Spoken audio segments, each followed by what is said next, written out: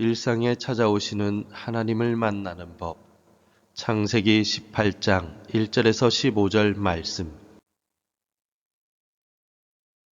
여호와께서 마므레의 상수리 나무들이 있는 곳에서 아브라함에게 나타나시니라.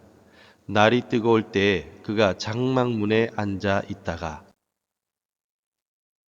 눈을 들어 본즉 사람 셋이 맞은편에 서 있는지라.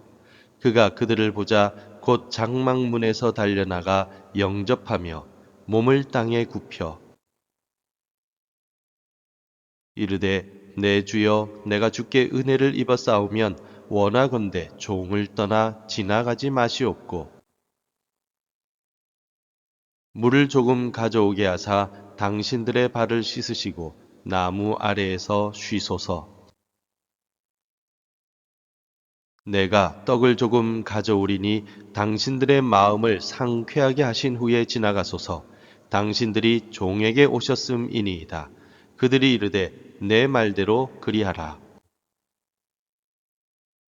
아브라함이 급히 장막으로 가서 사라에게 이르되 속히 고운 가루 세 스아를 가져다가 반죽하여 떡을 만들라 하고 아브라함이 또 가축대 있는 곳으로 달려가서 기름지고 좋은 송아지를 잡아 하인에게 주니 그가 급히 요리한지라. 아브라함이 엉긴 젖과 우유와 하인이 요리한 송아지를 가져다가 그들 앞에 차려놓고 나무 아래에 모셔 섬에 그들이 먹으니라. 그들이 아브라함에게 이르되 내 아내 사라가 어디 있느냐 대답하되 장막에 있나이다.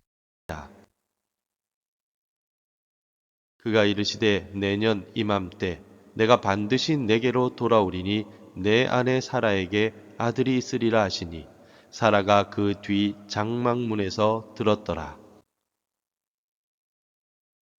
아브라함과 사라는 나이가 많아 늙었고 사라에게는 여성의 생리가 끊어졌는지라. 사라가 속으로 웃고 이르되 내가 노쇠하였고 내 주인도 늙었으니 내게 무슨 즐거움이 있으리요. 여호와께서 아브라함에게 이르시되 사라가 왜 웃으며 이르기를 내가 늙었거늘 어떻게 아들을 낳으리요 하느냐. 여호와께 능하지 못한 일이 있겠느냐. 기한이 이를 때 내가 내게로 돌아오리니 사라에게 아들이 있으리라. 사라가 두려워서 부인하여 이르되 내가 웃지 아니하였나이다. 이르시되 아니라 내가 웃었느니라. 오늘도 새벽을 깨우며 주님 앞에 나오신 성도 여러분, 주님의 은혜가 여러분들의 삶에 충만하기를 축복합니다. 우리는 매일 반복되는 일상을 살아갑니다. 때로는 그 일상이 너무 분주해서 또 때로는 너무나 지쳐서 영적인 감각이 무뎌질 때가 있습니다. 오늘 본문의 배경도 그렇습니다. 날이 뜨거울 때라고 1절에서 기록하고 있습니다. 팔레스타인 지역의 정오, 모든 활동이 멈추고 나른함이 몰려오는 가장 뜨거운 시간입니다. 아브라함도 장막문에 앉아서 쉬고 있었습니다. 그런데 바로 그 가장 평범하고 어찌 보면 가장 영적으로 나태해지기 쉬운 그 순간에 하나님께서 아브라함을 찾아오셨습니다. 성도 여러분, 우리의 삶도 마찬가지입니다. 하나님은 우리가 특별한 장소에서 특별한 기도를 드릴 때만 오시는 것이 아닙니다. 설거지를 위해 주방 앞에 서 있을 때, 꽉 막힌 출근길 차 안에서 한숨을 내쉴 때, 지쳐서 소파에 누워 있을 때, 바로 그 지극히 평범한 일상 속으로 우리 주님은 찾아오십니다.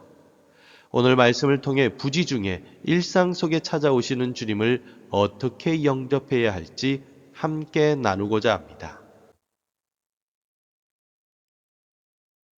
아브라함은 정오의 더위 속에서도 길 위에 세 사람을 보자마자 어떻게 하였습니까? 2절을 보시겠습니까? 눈을 들어본즉 사람 셋이 맞은편에 서 있는지라 그가 그들을 보자 곧 장막문에서 달려나가 영접하며 몸을 땅에 굽혀. 달려가서 영접하며 몸을 땅에 굽혀. 다시 말해서 최선을 다하여 영접했습니다. 아브라함은 그들이 하나님인지 천사인지 처음에는 몰랐을 것입니다.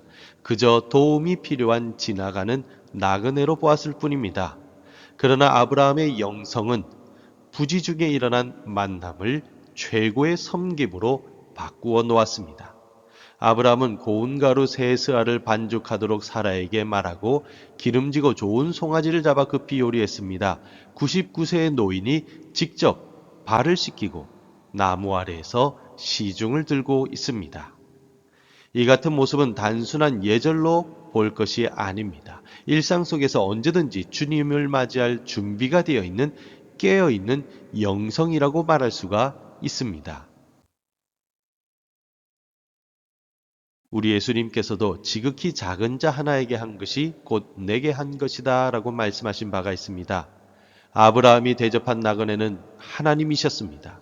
우리 곁에 있는 가난한 이웃, 소외된 자의 모습으로 오시는 주님을 영접하는 것이 곧 복음을 실천하는 삶의 자세입니다. 여러분의 오늘 하루 귀찮은 불청객처럼 찾아오는 이웃이 있습니까? 그 사람이 바로 하나님이 보내신 천사일 수도 있습니다. 나중에가 아니라 지금 즉시 그들을 섬기는 하루가 되시기를 바랍니다. 반면에 사라는 장막 뒤에 숨어 있었습니다. 그리고 하나님과 아브라함의 대화를 엿들으며 내게 무슨 즐거움이 있으리요 라며 하나님의 약속을 속으로 비웃었습니다. 현실적으로 보면 사라의 비웃음은 합리적이었습니다. 자신은 노쇠했고 경수, 즉 생리는 끊어졌기 때문입니다. 하지만 하나님은 그 비웃음을 놓치지 않으시고 질문하셨습니다. 14절을 함께 읽겠습니다. 여호와께 능하지 못한 일이 있겠느냐? 기한이 이를 때에 내가 내게로 돌아오리니 사라에게 아들이 있으리라. 우리는 종종 현실이라는 장막 뒤에 숨어서 하나님의 약속을 냉소적으로 바라볼 때가 있습니다. 내 형편이 이런데 기도가 무슨 소용이야? 혹은 이미 늦었어 라고 말하며 마음의 문을 닫아 걸 때가 있습니다. 하지만 우리 하나님은 우리의 비웃음을 뚫고 들어오셔서 기한이 이를 때 내가 내게로 돌아오리니 라고 말씀해 주십니다. 오늘 본문 속에 불가능한 생명의 탄생은 장차 동정녀 마리아를 통해 오실 예수 그리스도의 동정녀 탄생을 미리 보여주는 사건입니다. 죽은 자를 살리시는 하나님의 능력은 십자가와 부활에서 완성이 되었습니다. 오늘 여러분들을 가두고 있는 어둠의 장막은 무엇입니까? 자녀의 문제입니까? 건강의 한계입니까? 경제적인 결핍입니까? 그 장막의 문을 열고 나오십시오. 하나님의 시간이 이르면 반드시 약속은 성취될 것입니다. 오늘 말씀을 정리합니다. 하나님은 우리가 가장 나른한 일상 속에 있을 때 찾아오십니다. 주께서 찾아오실 때 아브라함처럼 낮은 자세와 즉각적인 섬김으로 하나님을 영접하십시오. 또한 사라처럼 자신의 한계 안에 갇혀서 하나님의 능력을 비웃지 말고 하나님께 능치 못할 일이 없다라는 믿음으로 반응하시기 바랍니다. 오늘 하루 여러분의 삶의 현장에서 만나는 사람들을 주님을 대하듯이 섬기십시오. 비웃음의 장막에서 나와서 약속의 말씀을 믿음으로 붙잡으십시오. 성령 하나님께서 여러분의 일상을 거룩한 하나님의 방문지로 변화시켜 주실 것입니다. 기도하겠습니다. 사랑의 주님, 평범한 일상 속에 찾아오시는 주님을 알아챌 수 있는 영적인 감각을 깨워 주옵소서. 아브라함처럼 달려가 섬기는 열정을 주시고 내 형편에 갇혀서 주님의 능력을 제안했던 사라의 비웃음을 회개하오니 용서하여 주옵소서. 여호와께 능치 못할 일이 없음을 믿으며 오늘 내 곁에 작은 자를 주님 대하듯 섬기게 하옵소서. 예수님의 이름으로 기도드립니다. 아멘. 계속해서 함께 기도해 주시기 바랍니다. 일상 속에 찾아오시는 주님을 깨닫는 영적인 민감성을 주옵소서. 지극히 작은 자를 주님처럼 섬기는 겸손의 마음을 주옵소서. 불신앙의 비웃음을 믿음으로 바꿔나가는 믿음의 사람이 되게 하옵소서.